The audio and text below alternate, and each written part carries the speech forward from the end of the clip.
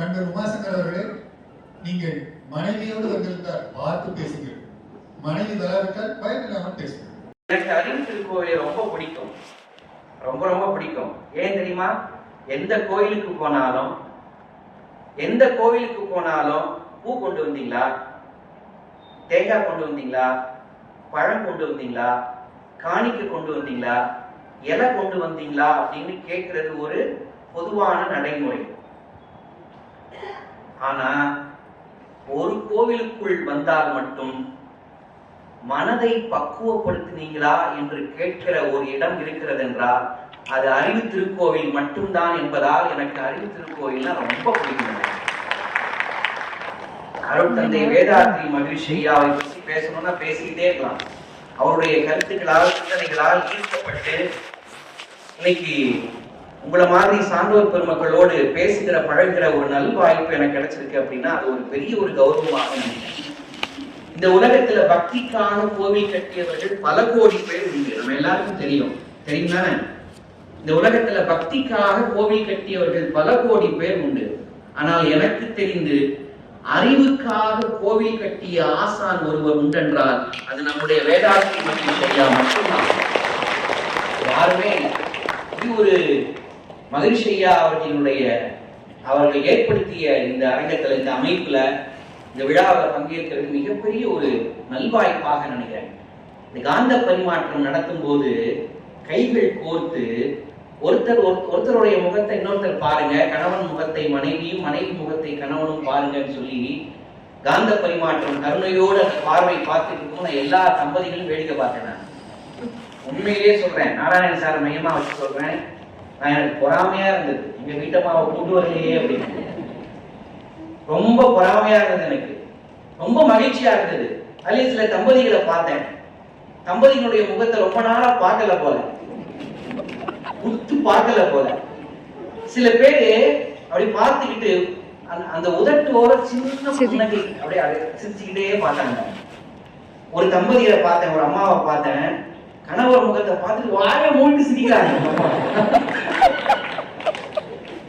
வாயை மூட்டு சிரிச்சாங்க. அவ்வளவு மகிழ்ச்சியா இருந்தது எனக்கு.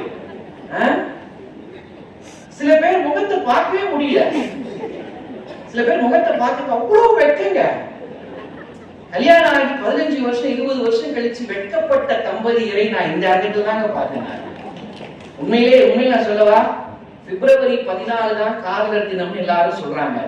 ஆனா உண்மையான காதலர் தினம் ஈரோட்ல இன்னைக்குதான் சார் நான் பார்த்தேன்.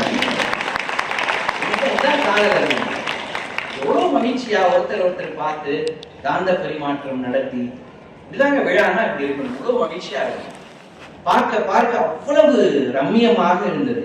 இந்த அரங்கத்துக்குள்ள வந்ததுல இருந்து எல்லா பெரியவர்களும் என்ன பார்த்து வாழ்க வளமுடன் வாழ்க வளமுடன் சொல்லும் போது அந்த வாழ்த்து கிடைக்குது பாருங்க. டேங்கப்பா, இதை விட புண்ணியம் என்ன சார் வேணும் ஒருத்தருக்கு? இதை விட பெரிய ஒரு பரிசு என்ன வேணும்?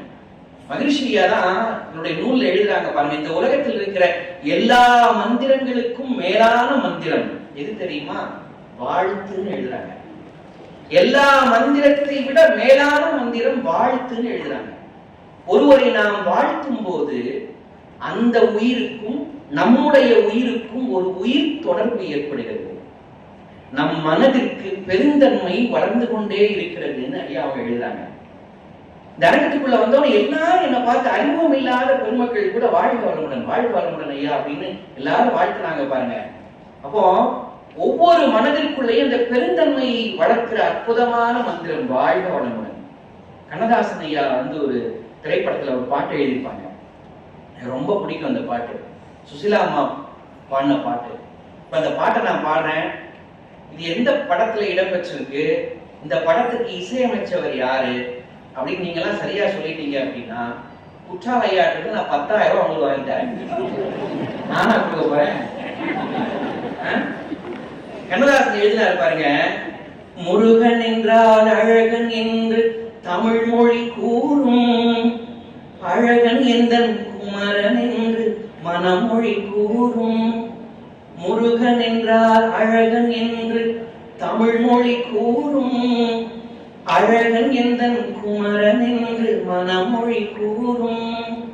உயிரினங்கள் ஒன்றை ஒன்று வாழ்த்திடும் போது உயிரினங்கள் ஒன்றை ஒன்று வாழ்த்திடும் போது அதன் உள்ளிருந்து வாழ்த்துவது உன்னருளன்றோ கந்தா உன்னருளன்றோ குமரா சொல்ல சொல்ல இனிக்குதடா.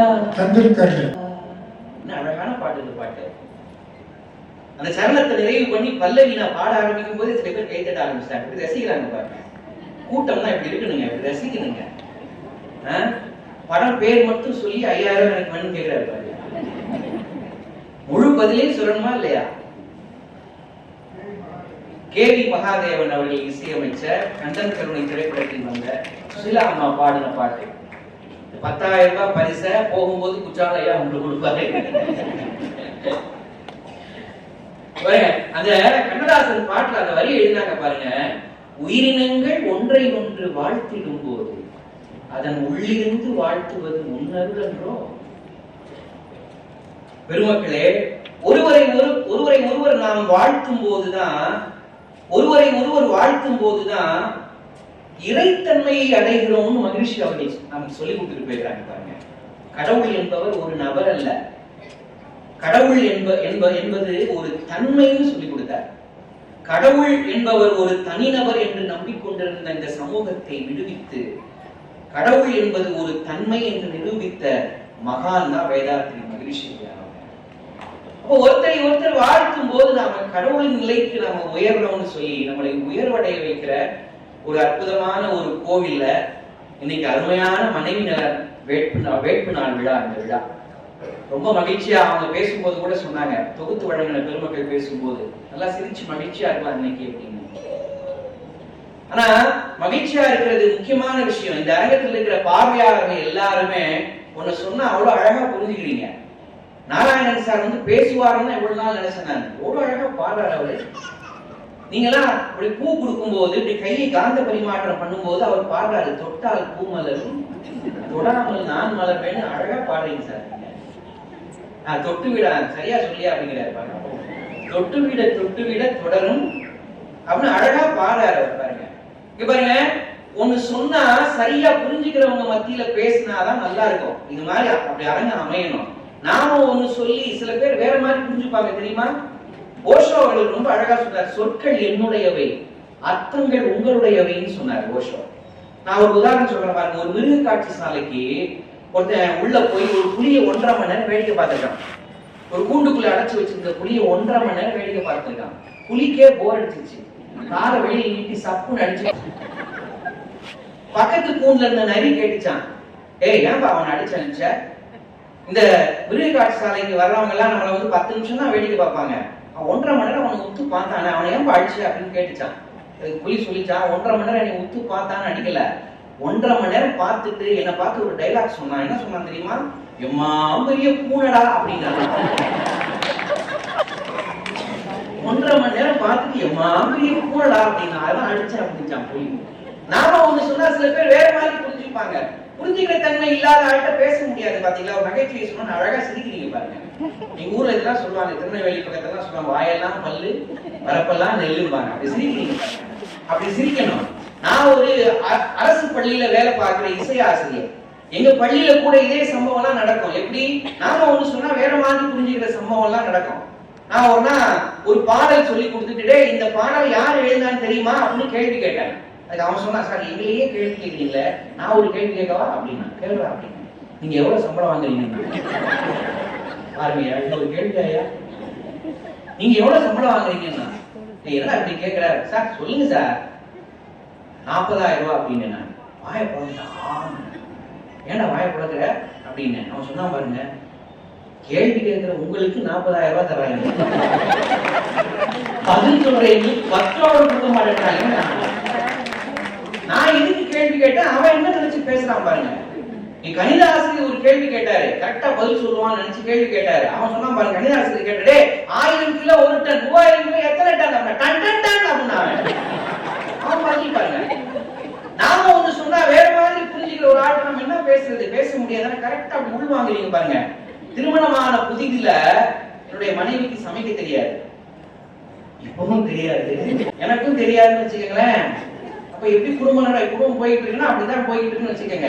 ஆனா வந்த புதுசுல நான் ஒரு கேள்வி கேட்டேன். என்ன கேட்டேன்னா, டீ போட தெரியுமாமான்னு கேட்டேன். அவங்க சொன்னாங்க, படாத பதில் சொன்னாங்க. கேபிட்டல் டீயா,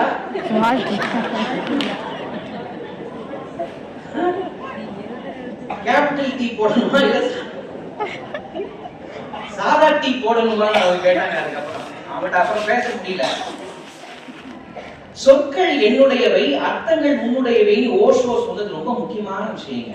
எனக்கு தெரிஞ்சு மகரிஷியினுடைய சொற்களை மிகச்சரியாக உள்வாங்கி இந்த சமூகத்தை நெறிப்படுத்துகிற வேலையை செய்கிற ஒரு அமைப்பு இருக்கிறது என்றால் அது அறிவு திருக்கோயில் ஒன்றுதான் என்று மிக தைரியமாக நான் சொல்றேன். இன்னைக்கு தலைப்பு பாருங்க, மாண்புமிகு மனைவி அப்படிங்கிற ஒரு அருமையான ஒரு தலைப்பு. மாண்புமிகு மனைவி அப்படிங்கிற அந்த பதம், அந்த சொல்லாடல் கூட மகரிஷி ஐயா அவர்களுடைய செய்யுள்ல இருந்து எடுக்கப்பட்டிருக்கான். இந்த தலைப்புல பேசுறேன்னு சொன்ன உடனே என் மனைவிக்கு எவ்வளவு சந்தோஷம் நினைக்கிறீங்க? இன்னைக்கு தாங்க என்னை பத்தி பேச போறீங்க. என்ன அவங்க எங்க வீட்டம்மா மாண்புமிகு மனைவி. நண்பர்களே, இந்த மாண்புமிகுங்கிற சொல்ல நாம எங்க கேட்டிருப்போம்? பொதுவா சொல்றேன், ஒரு நாட்டினுடைய பிரதமரையோ, ஒரு மாநிலத்தினுடைய முதலமைச்சரையோ, அல்லது ஒரு துறையினுடைய அமைச்சரையோ குறிப்பிடும் போது மாண்புமிகு அப்படின்னு அடைமொழி போட்டு சொல்லுவோம். எனக்கு தெரிஞ்சு உலகத்திலேயே அதிகாரத்தில் இருக்கிறவர்களைத்தான் மாண்புமிகு அப்படின்னு போட்டு குறிப்பிடுவாங்க, அப்படிதானே? ஆனா உலகத்திலேயே முதலாக தன் மனைவியை மாண்புமிக்க என் மனைவி என்று சொன்ன ஒரு மா மனிதன் உண்டென்றால், வாழ்ந்தார் என்றால் அது வேதாத்ரி மகரிஷி மட்டும்தான். அருமையான செய்தி பாருங்க. நீங்க அதை அழகா பூ கொடுத்து கனி கொடுத்து அதை நீங்க சொன்னீங்க பாருங்க, மாறி மாறி கேட்கறதுக்கு அவ்வளவு மகிழ்ச்சியா இருந்தது. மாண்புமிகு மனைவி, மாண்புங்கிற சொல்ல நாம நிறைய கேள்விப்பட்டிருப்போம். ஆனா அந்த சொல்லுக்கு பொருள் போகிற போக்க நம்ம வாசிச்சுட்டு போயிடுவோம். என்ன பொருள் தெரியுமா? மாண்பு அப்படிங்கிற சொல்லுக்கு என்ன பொருள் தெரியுமா? என்ன பொருள்னா, இந்த உலகத்துல எப்போதும் பெருமைக்குரியவர்களை தான் மாண்புமிகுன்னு சொல்லுவோம். எப்போதும் பெருமைக்குரியவர். அப்ப மகரிஷி ஐயா அவர்கள் எவ்வளவு உணர்ந்து அந்த வாசகத்தை பயன்படுத்துகிறார் பாருங்க. இந்த உலகத்தில் எப்போதும் பெருமைக்குரியவர் ஒருவர் உண்டென்றால் அது பெண்கள் தான் என்பதால் மகரிஷி ஐயா அவர்கள் மாண்புக்குரிய மனைவின்னு எழுதினார், மாண்புமிக்க மனைவின்னு எழுதினார். இந்த அரங்கத்துல தம்பதி சகிதமா உட்கார்ந்துருக்கீங்க, ஆண்கள் நிறைய பேர் உட்கார்ந்துருக்கீங்க. ஆண்களை பார்த்து என்னையும் சேர்த்து நான் சொல்றேன், ஒரு கணவனுக்கு எது பெருமை தெரியுமா?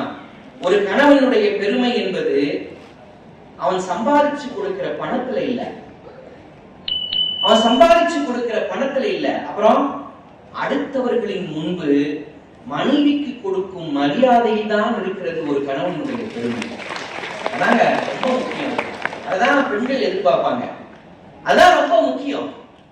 மனைவியினுடைய மாண்பு என்பது வேதாத்ரி மகரிஷி ஐயா அவருடைய செய்யுள்ள படிக்கும் போது, உரைநடையில வாசிக்கும் போது, அடேங்கப்பா. இப்போ இந்த அரங்கத்துக்குள்ள வரும்போதே ஒரு பெரியவரையா உள்ள வந்தவன வெங்கடேஷ் சார் கேட்டாங்க, என்னங்க வீட்டுல கூட்டு வரலையா அப்படின்னு கேட்டாங்க. வீட்டுல கூட்டு வரலையா அப்படின்னு கேட்டாங்க. வீட்டுலன்னா யார சொல்றாங்கிறது நமக்கு புரியும், இதுதானே? வீட்டுல கூட்டு வரலையா அப்படின்னா மனைவி கூட்டு வரலையான்னு அர்த்தம். அப்ப இப்படி யோசிச்சு பாருங்க, வீடு என்பது செங்கலால் கட்டப்பட்டதல்ல, பெண்களால் கட்டப்பட்டது என்பதை உணர்த்துகிற வாசகம். நம்ம பேசிட்டு போயிருக்கோம், வீட்டுல கூட்டு வரலையா அப்படிங்கிற நம்ம. இப்போ வீடுங்கிறதே பெண்களால் கட்டப்பட்டதுதான். கட்டிடத்தை வேணா ஒரு ஆண் கட்டிடலாம், ஆனா வீட்டை கட்டுவது பெண்கள் மட்டும்தான் மகரிஷி ஐயா சொல்லிக்கிட்டே இருப்பாருங்க. கல்யாணம் ஆனதுக்கு அப்புறம் தன்னுடைய மாண்பினை ஒவ்வொரு செயலிலும் பெண்கள் சொல்லி சொல்லி சொல்லி சொல்லி எடுத்து சொல்லிக்கிட்டே இருப்பாங்க. நமக்கு புரியுதோ புரியலையோ ஒவ்வொரு செயல்பாட்டின் மூலமாக எடுத்து சொல்லிட்டே இருப்பாங்க. பாருங்க, கல்யாணம் ஆகி ஒரு 3-4 வருஷம் கழிச்சு கூட பெண்கள் அந்த கணவனோடு பேசும்போது பழகும் போது சொல்லாம சில விஷயங்களை சொல்லிக்கிட்டே இருப்பாங்க. இப்போ 4-5 வருஷம் கழிச்சு திடீர்னு வர்றாங்க, ஏங்க இந்த டப்பாவை திறக்கவே முடியல, நீங்க திறந்து கொடுங்களேன் அப்படின்னு ஒரு டப்பாவை கொண்டு வந்து கொடுப்பாங்க. எல்லார் வீட்லயும் நடக்குது. ஒரு மருந்து டப்பாவோ அல்லது ஒரு பெரிய ஒரு சில்வர் டப்பா கொண்டு வந்து கொடுத்து திறக்கலேன் அப்படிம்பாங்க. உடனே நம்ம அதை வாங்கி, நானும் தான் வாங்கி இந்த பக்கம் திரும்பிக்கிட்டு கஷ்டப்பட்டு திறந்துடணும். ஏன்னா திறக்கலன்னா அவமானம். அது ஒரு மூடியும் திறக்க முடியல, நீ எல்லாம் அப்படின்னு பேசிடுவாங்களோன்னு பயந்துகிட்ட இந்த பக்கம் திரும்பி முக்கி திறப்போம். நம்ம முக்கி திறந்துருவோம். திறந்துட்டு அப்படியே ஒரு பெருமிதத்தோட கொண்டு போய் கொடுக்கும் பாருங்கடா. எப்படி அப்படின்னு அப்படியே கொண்டு போய் கொடுக்கும். எல்லா வீடுகளையும் நடக்கும். நான் இங்க இருக்கிற எல்லா பெருமக்களையும் பார்த்து கேட்கிறேன், நிஜமாகவே பெண்கள் அந்த மூடியை திறப்பதற்கு வலிமை இல்லாதவங்களா? இல்ல தானே? நாம இல்லாத நேரத்துல எத்தனை மூடியை திறந்தவங்க? உண்மையா பையா? நாம இல்லாத நேரத்துல எத்தனை தடவை எத்தனை மூடிகளை திறந்தவங்க? ஏன் சார் அப்படி செய்யறாங்க? பெண்கள் ஏன் அப்படி செய்யறாங்க தெரியுமா? என்னை விட பலம் வாய்ந்தவன் நீ என்கிற நம்பிக்கையில் கணவன்களுக்கு கொடுத்து கொண்டிருக்கிற அற்புதமான பேராற்றல் என்கிற வேளாண்மை இருக்கிறவர்கள் சொல்லுவோம். என்னை விட பலம் வாய்ந்தவன் நீங்கிற நம்பிக்கை ஒவ்வொரு முறையும் அவங்கதான் கொடுக்குறாங்க நமக்கு. நாம நினைச்சுக்கணும் நாம தான் அப்படின்னு. அவங்கதான் மகிழ்ச்சியா ஒரு வாசனை எழுதுறாங்க பாருங்க. கருவுற்ற பெண்களை மகிழ்ச்சியாக வைத்திருங்கள் போக்க எழுதுறாரு மகிழ்ச்சியா. கருவுற்ற பெண்களை மகிழ்ச்சியாக வைத்திருங்கள் அப்படின்னு எழுதுறாங்க. ஏங்கிறதுக்கு ஒரு காரணம் எழுதுறாங்க பாருங்க. ஏன் மகிழ்ச்சியா வச்சிருக்கணும் தெரியுமா? உங்க நன்மைக்காக மட்டுமா? குடும்ப நன்மைக்காக. அடுத்த சொல் போடுறாங்க பாருங்க, சமுதாயத்தின் நன்மைக்காக. அடுத்த சொல் போடுறாங்க பாருங்க, உலக நன்மைக்காக. கருவுற்ற பெண்களை மகிழ்ச்சியாக வச்சிருக்கணும். எதுக்கு? உங்களுக்காக இல்ல, குடும்பத்தின் நன்மைக்காக, இந்த சமூகத்தின் நன்மைக்காக, இந்த உலகத்தின் நன்மைக்காக அவங்கள மகிழ்ச்சியா வச்சிருங்கன்னு போற போக்குல எழுத. இது சாதாரண வாசகம் இல்ல. இது இங்க இருக்கிற எல்லாரையும் பார்த்து கேட்கிறேன், கருவுற்ற பெண்களை நாம இயல்பான ஒரு மொழியில அவங்கள பார்த்து நம்ம என்ன சொல்லுவோம்? கருவுற்ற பெண்களை பார்த்து என்ன சொல்லுவோம்? அவங்க எப்படி இருக்காங்கன்னு சொல்லுவோம்? சும்மா சொல்லுங்க. உள்ளத்தாட்சியா இருக்கிறாங்க, அருமை. அப்புறம் மாசமா இருக்கிறாங்க, வாயு வயிறுமா இருக்கிறாங்க. அப்புறம்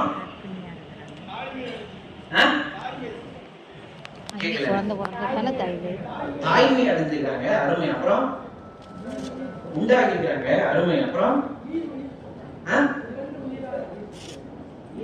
ஈருயிரி, ஆஹா, அருமை. கீராளுடைய வார்த்தை, கீராள் கதையில எழுதியிருப்பாரு, சிறப்பு. ஈருயிரி, அருமை. அப்புறம் கிராமத்துல சொல்லுவாங்க முழுகாம இருக்கான்னு சொல்லுவாங்களா?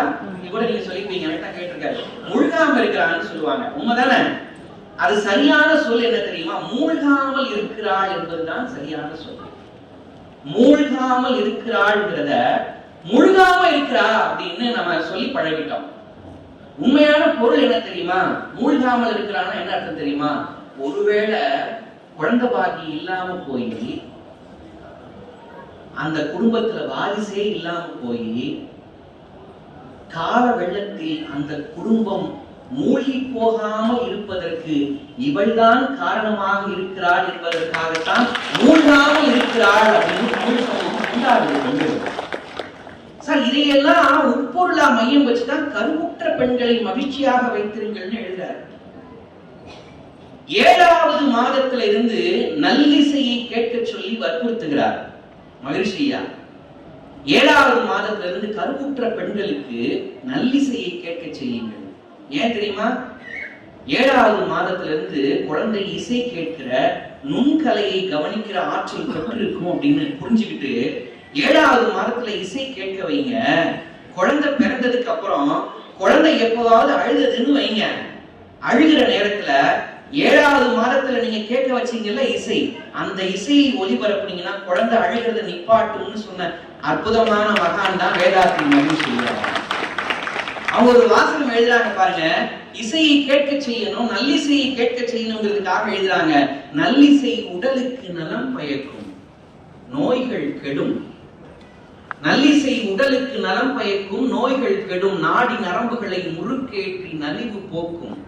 சொல்ல உயர்கருத்தும் சொற்றொடரும் கொண்ட இசை சூட்சுமமா உயிருக்கு சுகம், அறிவுக்கும் இன்பம்னு எழுதுறாரு மகிழ்ச்சியா. நல்லிசையை கேட்க செய்யணும் அப்படின்னு எழுதுறாரு. அப்போ எவ்வளவு முக்கியம் பாருங்க, எவ்வளவு முக்கியம் பாருங்க. அப்போ அந்த பெண்களுக்கு எவ்வளவு மதிப்பு கொடுக்கிறதா இருந்தா, எவ்வளவு மதிப்பை மனசுக்குள்ள வச்சிருந்தா, எழுத்தின் மூலமா மாண்புமிக்க எந்த மனைவியும் எழுதியிருப்பாங்க மகிழ்ச்சி செய்தாங்க. எவ்வளவு உயர்ந்த இடத்துல வச்சு பார்த்தா பாருங்க. இப்போ குடும்ப வாழ்க்கையில நம்ம பல நேரம் உண்மையை மறைச்சுக்கிட்டு சொல்ல வேண்டியதை நேரடியாக சொல்லாம அட்ஜஸ்ட்மெண்ட்லயே வாழ்க்கை ஓடும் தெரியுமா? அட்ஜஸ்ட்மெண்ட்லயே வாழ்க்கை ஓடும். இதெல்லாம் எனக்கு இவங்க சொல்லிட்டு அவ தப்பா நினைப்பா, இல்ல சந்தேகப்படுவா, இல்ல ரொம்ப வருத்தப்படுவா, அப்படி ஏதாவது நினைச்சு அட்ஜஸ்ட்மெண்ட்லயே ஓடும். நீங்க இந்த அட்ஜஸ்ட்மெண்ட்ங்கிற சொல்ல இன்னைக்கு பயங்கரமான சொல்லாக நிறைய இடங்கள்ல பார்க்க ஆரம்பிச்சுட்டாங்க. சமாளிச்சுக்கிறதுன்னு வச்சுக்கங்களேன், அதுல அட்ஜஸ்ட்மெண்ட் கூட வேண்டாம். எப்படியோ நம்ம சமாளிச்சு வண்டி ஓட்டிட்டு இருக்கோம் குடும்பத்துல. சமாளிக்கிறதுன்னு இருக்கு. இப்போ மேடையில் நாங்கெல்லாம் பாடுவதற்கும் பேசுவதற்கும் போகும்போது நாராயணன் சாருக்கு நல்லா தெரியும். மேடையில பாடுறதுக்கு பேசுறதுக்கு போகும்போது கீழே இருந்து திடீர்னு ஏதாவது ஒரு பொருள் குறித்து ஒரு தலைப்பு கொடுத்து இதை சொல்லுங்க பார்ப்போம் அப்படின்னா எங்களுக்கு தெரியாது. இப்ப நாங்க சில இடங்களுக்கு பாடுறதுக்காக போவோம், பாட்டு போயிட்டே இருக்கும். ஒரு மணி நேரம் கழிச்சு கீழே இருந்து ஒருத்தர் திடீர்னு இருந்துச்சு, இப்போ ஒரு நல்ல பாட்டா பாடுங்க அப்படிம்பாரு. அப்ப அது என்ன இருக்காது, இவ்வளவு நேரம் நல்ல பாட்டா பாடுன அப்படின்னு கேட்கணும்னு தோணும், கேட்க முடியாது. ஆனா நாங்க சமாளிப்போம் பாருங்க, சரிங்க அப்படின்னு சமாளிப்போம். மேடையில சமாளிக்கிற ஆட்களை கவனிச்சிருக்கீங்களா? மதுரை சோமுன்னு ஒரு இசைக்கலைஞர் இருந்தாருங்க. மேடையை எப்படி சமாளிப்பாரு தெரியுமா? மதுரை சோமுடைய பாட்டை கேட்டிருக்கீங்களா? இங்க பாருங்க, மருதமலை மாமணியே அச்சா பாருங்க, சாருக்கு ஒரு முறை கை கரவொலி. மருதமலை மாமணியேங்கிற பாட்டை உச்சசாயில அவர் பாடும்போது கேட்க அவ்வளவு நல்லா இருக்கும். ஆனா அதே மதுரை சோமையா அவங்க பாடின இன்னொரு பாட்டு இருக்கு, முருகன் மேல பாடின பாட்டு. அன்னையும் அறியவில்லை, தந்தையோ நினைப்பதில்லை. அன்னையும் அறியவில்லை, தந்தையோ நினைப்பதில்லை. மாமனோ பார்ப்பதில்லை, மாமியோ கேட்பதில்லை. என்ன கவி பாடினாலும் உந்தன் மனம் இறங்கவில்லை. என்ன கவி பாடினாலும் உந்தன் மனம் இறங்கவில்லை. அப்படின்னு ஒரு பாட்டு பாடிப்பார் மதுரை சோமன். ஸ்தாயில பாடும்போது கூட அவர் குரல் கேட்க நல்லா இருக்கும். மத்தியம ஸ்தாயில, கீழ் ஸ்தாயில உருகி பாடும்போது கூட புல்லரிக்கும் நமக்கு அவர் குரல். அவர் ஒரு மேடையில சமாளிச்சார் பாருங்க. ஒரு மேடையில பாடிட்டு இருந்தார். அவர் ஒரு செவ்வியல் இசை கலைஞர். செவ்வியல் இசைனா சும்மா சொல்லுங்க, நானே பேசிட்டு இருக்கிறது. ஆமா, ஒரு பதில் சொல்லிட்டீங்க, சரியா கேட்கல, பரவாயில்ல. Classical music. செவ்வியல் இசைனா கர்நாடிக் மியூசிக், கிளாசிக்கல் மியூசிக், தமிழ் இசை எல்லாம் ஒண்ணுதான். அவர் தமிழ் இசை பாடிட்டு இருந்தார். என்ன பாட்டு பாடினார்? நம்ம எல்லாருக்கும் பிடிச்ச பாட்டு. அலை பாயுதே கண்ணா என் மனம் அலை பாயுதே, உன் ஆனந்த மோகன வேணு கானமதில் அலை பாயுதே. கானடான்னு ஒரு ராகம். இதை பாடிட்டு இருந்தார். கீழே இருந்து ஒருத்தர், ஒரு ரிக்ஷா ஓட்டுற ஒரு தொழிலாளி, அவருக்கு பிடிச்ச ஒரு பாட்டை எழுதி மேல கொண்டு போய் மதுரை சோமையாட்ட கொடுத்து பாட சொல்ல போறார். மதுரை சோமையாட்ட கொண்டு போய் கொடுத்துட்டார். மதுரை சோமையா அதை வாங்குறார். வாங்கி பார்த்துட்டு அந்த சீட்டு கொடுத்தவரை பார்த்து சொல்றார், உன் ஆனந்த மோகன வேணு கானமதில் அலை பாயுதே கண்ணா என் மனம் அலை பாயுதே. என்ன அர்த்தம் தெரியல அவருக்கு. எல்லாமே தெரிஞ்சா நாங்க இங்க மேடைக்கு வர்றோம். இசைக்கலைஞர் எல்லா பாட்டுக்கும் தெரியுமா? அவருக்கு தெரியல. உடனே ஆனா அந்த எழுதி கொடுத்த அந்த ரிக்ஷா ஓட்டுற தொழிலாளி சொன்னாரா, சாமி உங்களுக்கு எத்தனை பாட்டு நீங்க பாடிக்கிறீங்க, மருதமலை மாமணியெல்லாம் பாடினவங்க, நீங்க இது தெரியாத அவங்களுக்கு, நீங்க பாடினதான் சாமி போக வேண்டாங்க. இவர் திரும்பவும் உன் ஆனந்த மோகன வேணு கானமதில் அலை பாயுதே. கானடாங்கிற ராகம் ரொம்ப கருணை ரசம் மிக்க ராகம். அது கருணை ரசம் மிக்க ராகம் கோபமா மாறிட்டு இருக்கு. போடாங்கிறாரு. இவன் போமாட்டேன் சாமி, இங்கேயே தான் இருப்பேன், முன்னாடி நின்ட்டான், பாட்டை பாடலாம் சாமி போவேன். சமாளிச்சாரு பாருங்க, மதுரை சோமைய சமாளிச்சாரு. பாடித்தான் ஆகணும் அப்படின்னா. என்ன பாட்டு எழுதி கொடுக்கலாம் தெரியுமா? என்னடி முனியம்மா உன் கண்ணுல மை என்று தொடங்கும் பாடலை பாடவும் எழுதி கொடுத்தார் மதுரை சோமையா. அவர் செவ்வியல் இசை கலைஞர். அவருக்கு இந்த பாட்டு தெரிஞ்சிருக்க வாய்ப்பு இல்லை. அது ஒரு நாட்டுப்புற பாட்டு. எல்லாமே எல்லாருக்கும் தெரியுமா என்ன? ஆனா உங்க எல்லாருக்கும் தெரியுது. சீக்கிரம் பாருங்க கேட்டவுடனே. எல்லாரும் தெரியுமா அது? இந்த பாட்டு எப்படி வரும்? என்னடி முனியம்மாவும் கண்ணுல மையி, யாரு வச்ச மையி இது நான் வருமா? அவருக்கு தெரியலப்பா. அவரு சொல்லி பார்க்காரு, கேட்கல. இப்ப பாடி ஆகணும், சமாளிச்சாரு பாருங்க மதுரை சோமையா. என்னடி முனியம்மாவும் கண்ணுல மையி பங்கப்பா, யாரு வயலிஸ்ட், யாரு வச்ச மையி இது நான் வச்ச மையி, கட்ட புள்ள குட்ட புள்ள கருக மணி போட்ட புள்ள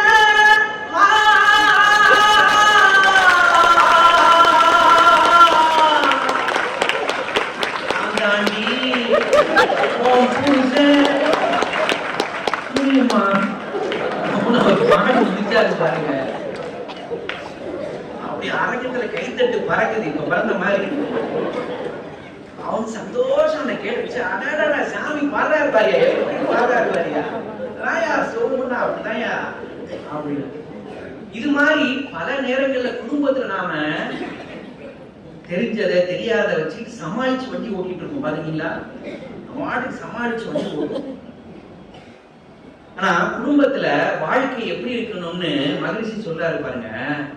இந்த சமாளிக்கிறதெல்லாம் கொஞ்சம் தள்ளி வச்சுட்டு பற்றற்ற வாழ்வு வாழணும்னு ஒரு கவிதை எழுதிட்டார். இந்த கவிதைய 1955 வருஷம் எழுதிட்டார் மகிழ்ச்சி. அதுல ஒரு வாசகம் வருங்க. இந்த கவிதையை நான் வாசிக்கிறேன் பாருங்க. பெற்ற பிள்ளைகளை வளர்க்கும் பெரும் சுமையும் சமைக்கும் மற்ற பொறுப்பும் குறைத்து மாதர்களை உய்விக்க உற்ற விதம் ஆட்சி முறை உலகோர் கூடி வகுத்து பற்றற்று வாழும் பண்பே அறிவின் உச்சம் எழுதுற. இந்த செய்யுள இந்த மனைவி நல வேட்பு நாள் விழாவுக்கு மையப்படுத்தி சில விஷயங்களை மட்டும் நாம சிந்திக்கலாம். முதல் வரி நீங்க நல்லா கவனிங்க. பெற்ற பிள்ளைகளை வளர்க்கும் பெரும் சுமைன்னு எழுதுற. என்ன வாசகம் பாருங்க. 1955லயே அவ்வளவு சிரமப்பட்டிருக்காங்க. யாரை வளர்க்கறதுக்கு? பெற்ற பிள்ளைகளை வளர்க்கறதுக்கு அவ்வளவு கஷ்டங்க. இன்னைக்கு அன்னைக்கே கஷ்டம்னா இன்னைக்கு எவ்வளவு கஷ்டங்கிறது நமக்கு தான் தெரியும். பையன் எவனா சொல்லி பேச்சு கேட்கிறானா? கேட்கவே மாட்டாங்க. என்ன சொன்னாலும் கேட்கறது இல்ல. ஒரு அப்பாட்ட ஒரு பையன் போனான். குவார்டர்லி எக்ஸாம் முடிஞ்ச உடனே, கடந்த ஆண்டு நடந்த சம்பவம் எங்க ஊர்ல. குவார்டர்லி எக்ஸாம் முடிஞ்ச உடனே நேரம் அப்பாட்ட போனாப்பா, எதிர் வீட்டுல உன் ஃப்ரெண்டு அதான் அறிவாளின்னு சொல்லுவியே, அவர் பையன் மேக்ஸ்ல ஃபெயில் ஆயிட்டான்ப்பா அப்படின்னா. இவர் சொன்னாரு, டே அவர் பையன் ஃபெயில் ஆனதுக்கிட்டுங்களா, நீ எவ்வளவு மார்க் எடுத்த? இவன் அறிவாளி பையனே ஃபெயில் ஆயிட்டாங்க, நம்ம தான் எப்பப்பா பாஸ் பண்ணலாம். சேட்டை பாத்தீங்களா? நம்ம குடும்பத்துக்கும் பாஸுக்கு சம்பந்தம் உண்டாப்பாங்கிறாங்க. அப்பா சொல்றதும் கேட்கறது இல்ல, அப்பாவையும் மதிக்கிறது இல்ல. பிள்ளை அவ்வளவு மகிழ்ச்சியா ஜாலியா இருக்கிறான், அவன் பாட்டு இருக்கிறான். சரி அம்மா சொல்லுங்க கேட்கிறான். காலேஜ் செகண்ட் இயர் படிக்கிற பையனை பார்த்து அம்மா கோச்சிட்டாங்க எங்க ஊர்ல. டேய் காதுல தோடு போடாத, முடிய நீளமா வளர்க்காத, காதுல தோடு போடாத, முடிய நீளமா வளர்க்க எத்தனை தடவை சொன்ன கேட்டியாடா அப்படின்னாங்க. அதுக்கு அவன் சொன்னாமா, ஆனா உனக்கு என்ன பிரச்சனை அப்படின்னா, அம்மா சொன்னாங்க, அறிவிட்டனே அக்காவை குடும்பாக்க உன்னைய பிடிச்சிட்டு சொல்லிட்டாங்க. குடும்பாக வந்தவங்க எப்பேற்பட்ட ஆட்கள் நீங்க புரிஞ்சுக்கோங்க. இப்படிதான் பிள்ளைகளை வளர்க்கறதுக்கு நம்ம போராடுறோம் இன்னைக்கு. 1955 டிசம்பர் 19 மகிழ்ச்சி ஐயா எழுதினாங்க பாருங்க. பெற்ற பிள்ளைகளை வளர்க்கும் பெரும் சுமையும் சமைக்கும் மற்ற பொறுப்பும் குறைத்து. யாருக்கு? பெண்களுக்கு. அவங்களையே சமைக்க சொல்றீங்க ஐயா, நீங்க கொஞ்சம் சமைக்க கூடாதா? இன்னைக்கு பெண்ணியம் பேசுறவங்க பேசுறாங்க, பெண்களுக்கு உரிமை வேண்டும் இப்ப பேசுறாங்க. 2024 1955லயே மகிழ்ச்சியா எழுதுகிறார். ஆண்கள் எல்லாம் கவலை, சமைக்க வேண்டிய வேலையை நீங்களும் சேர்ந்து செய்யுங்கப்பா அன்னைக்கே சொல்லிடுறார். இந்த 1955 எழுதின இந்த கவிதைய கடந்த மாதம் தான் நான் படிச்சேன். படிச்ச நாள்ல இருந்து நானும் சமையல் பண்ண ஆரம்பிச்சேன்.